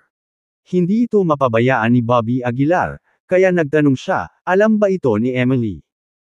Umiling si Mike Taylor at bumantong hininga, sa ngayon, pinakamabuting huwag ipaalam sa kanya. Nang marinig ni Bobby Aguilar ang mga salitang ito, hindi napigilan ni Bobby Aguilar ang sakit sa puso. Minahal talaga ni Mike Taylor si Emily Taylor. Hindi maisip ni Bobby Aguilar kung gaano kasakit ang mararamdaman ni Emily Taylor kapag nalaman niya ito. "Sir, oras na para sa hapunan," sabi ng isang katulong, na lumalapit sa kanila. Tawa ng tawa si Mike Taylor. "Bobby Aguilar, tara na. Samahan mo akong uminom ngayong gabi." Mabigat ang loob na tumanggo si Bobby Aguilar at sumunod sa likuran ni Mike Taylor habang pababa sila ng hagdanan. 5:00 pa lang ng hapon, at hindi pa bumabalik ang magkapatid na Taylor. Ang mesa ay napuno ng isang hanay ng mga mararangyang pinggan, ang kanilang labis na karangyan ay hindi maisip. Hindi nagtagal, dumating si Emily Taylor na may dalang ulam sa kanyang mga kamay. Ang ulam na ito ay malinaw na resulta ng masusing pananaliksik at, kahit na ginawa mula sa mga simpleng sangkap, ito ay ipinakita ng maganda. Inilagay ni Emily Taylor ang ulam sa harap ni Bobby Aguilar, ang boses niyang puno ng pag-asa, "Bilasan mo at tikman mo, ako mismo ang gumawa nito. Ang ulam na ito ay ginawa para sa iyo," panunukso ni Mike Taylor sa gilid. "Lolo." Medyo naiinis si Emily Taylor. Ngumiti ng pilit si Mike Taylor. "Sige, sige. Wala na akong sasabihin pa." Kinuha ni Bobby Aguilar ang kanyang chopstick, kumagat, at inilagay ito sa kanyang bibig. "Paano ito?" Umaasang tanong ni Emily Taylor. Pinuri ni Bobby Aguilar. "Masarap.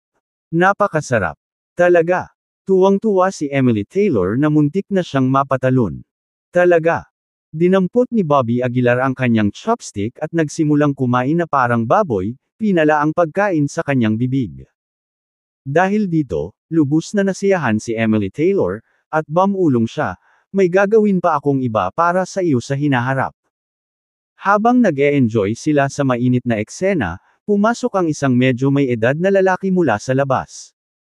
Nang makita ni Emily Taylor ang lalaki, tumayo siya at tumawag, "Tito." Nang marinig ang titulong ito, agad na tumangala si Bobby Aguilar sa lalaki. Ang lalaki ay may matibay na figure, isang malamig na ekspresyon, at isang likas na walang awa na kilos. Siya ba si Keelan Taylor? Nagtataka si Bobby Aguilar sa sarili. Minsang binanggit ni Kato Cain na bukod kay Mike Taylor, si Keelan Taylor ang may pinakamaraming kapangyarihan sa pamilya Taylor.